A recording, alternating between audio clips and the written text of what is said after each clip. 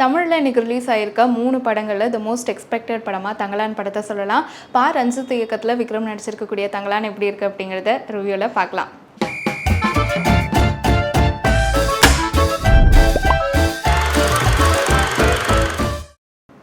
கோலார் தங்க வயலில் தங்கம் எடுக்கணும் அப்படின்னு ஆசைப்படுற ஆங்கிலேயர்களுடைய முயற்சி தோல்வியில் முடியுது. இந்த தங்கத்தை எடுக்கிறதுக்காக வட ஆற்காட்டு மாவட்டத்தில் வேப்பூர் அப்படிங்கிற கிராமத்தில் இருக்க மக்களுடைய உதவியை ஆங்கிலேயர்கள் கேட்குறாங்க.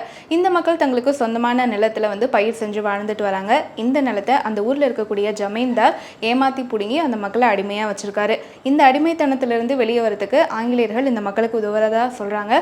ஸோ இந்த அடிமைத்தனத்திலிருந்து வெளியே வரணும் அப்படின்னு சொல்லிட்டு ஆங்கிலேயர்களுக்கு தங்கத்தை கண்டுபிடிச்சு கொடுக்கறதுக்காக அந்த ஊரில் இருக்கக்கூடிய தங்கலான் அப்படிங்கிறவர் தன்னுடைய ஊர் மக்களை கூட்டிகிட்டு ஆங்கிலேயர்களுக்கு உதவ போகிறாரு. ஸோ இந்த முயற்சியில் தங்கம் கிடைச்சதா, இந்த போராட்டங்களில் என்னென்ன மாதிரியான சவால்களை தங்கலான் சந்திச்சாரு அப்படிங்கிறது தான் தங்கலான் படத்துடைய கதை. விக்ரம், பார்வதி, மாளவிகா மோகனன், பசுபதி மற்றும் பலர் நடிச்சிருக்காங்க.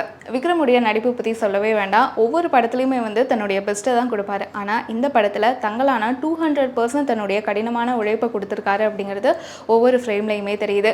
கங்கம்மா கேரக்டரில் பார்வதி நடிச்சிருக்காங்க. கணவன் பிள்ளைகள் மேலே அன்பு வச்சிருக்கிறது, செல்ல காதலோட கணவன் அதட்டுறது அப்படின்னு சொல்லிட்டு தன்னுடைய கதாபாத்திரத்தில் ஸ்கோர் செய்கிறாங்க.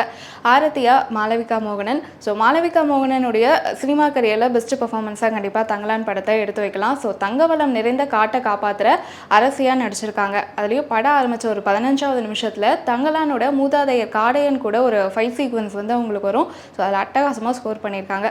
பசுபதியோட கேரக்டர் படத்தில் ஸ்ட்ரெஸ் பஸ்டர். தங்களுடைய நிலத்தில் பூர்வக்குடி மக்களாக வாழ்கிற மக்கள் அடிமைப்பட்டு அதுக்கப்புறம் அந்த தங்களுடைய நிலத்தை மீட்க அதிகாரத்தில் இருக்கிறவங்களுக்கு எப்படி உதவுறாங்க அப்படிங்கிற உண்மையான வரலாற்றை நாட்டார் வழி கதைகள் மூலமாக இந்த படத்தில் சொல்லியிருக்காரு ரஞ்சித். இந்த படத்தில் ஸ்பெஷலான தருணங்கள் நிறைய இருக்குது. அதில் சிலது மென்ஷன் பண்ணி சொல்லணும் அப்படின்னா, தங்கலான் தான் சின்ன வயசுலேருந்து கேட்ட கதைகளை மேஜிக் ரியலிசம் வழியாக நமக்கு காட்டுறது.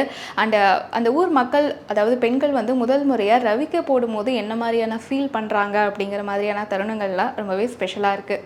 ஆர்ட் டைரக்டர் மூர்த்தி, ஆக்ஷன் கொரியோகிராஃபர் சாமுடைய காட்சிகள் எல்லாமே பக்காவாக இருக்குது. ஜிவி பிரகாஷுடைய மியூசிக் கதையுடைய பல்ஸை கரெக்டாக பிடிச்சி அதை ஆடியன்ஸுக்கும் கரெக்டாக கன்வே பண்ணுது. ஏக்கன் அனிதாவுடைய காஸ்டியூம் எல்லாமே 1850 காலகட்டத்துக்கு ஏற்ற மாதிரியான உடைகளை கொடுத்து கரெக்டாக பொருந்தி போகுது.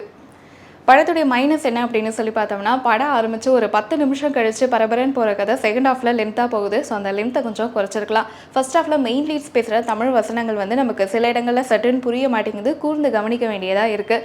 ஒடுக்கப்பட்ட மக்களுக்கு அதிகாரம், அவங்களுடைய உழைப்பு எப்படி சுரண்டப்படுது, தங்கம் எடுக்கும் போது என்ன மாதிரியான கஷ்டங்கள் போராட்டங்களையெல்லாம் அவங்க சந்திக்கிறாங்க, தன்னுடைய காட்டை காப்பாற்றணும்னு நினைக்கிற ஆரத்தி, தங்கலானுக்கு கடந்த காலம் நிகழ்காலம் அப்படின்னு சொல்லிட்டு வந்து போகிற காட்சிகள். ஸோ இந்த விஷயங்கள்லாம் ஜென்ரல் ஆடியன்ஸ் பார்க்கும்போது சில இடங்களில் கிளம்ஸியாக ஃபீல் பண்ணலாம். ஸோ ஓவராலாக பார்த்தோம் அப்படின்னா, தன்னுடைய இன மக்களுடைய மேம்பாட்டுக்காக போராடுற தங்கலான், அதை சுற்றி நடக்கக்கூடிய விஷயங்களை உணர்வுபூர்வமாக ரஞ்சித் கொண்டு வந்திருக்காரு. ஸோ தங்கலான் படம் பார்த்துருந்தீங்க அப்படின்னா உங்களுக்கு எந்த விஷயங்கள் பிடிச்சிருந்துச்சு, எது ஒர்க் அவுட் ஆகலை அப்படிங்கிறத கமெண்ட்ல எங்க கூட சொல்லுங்கள்.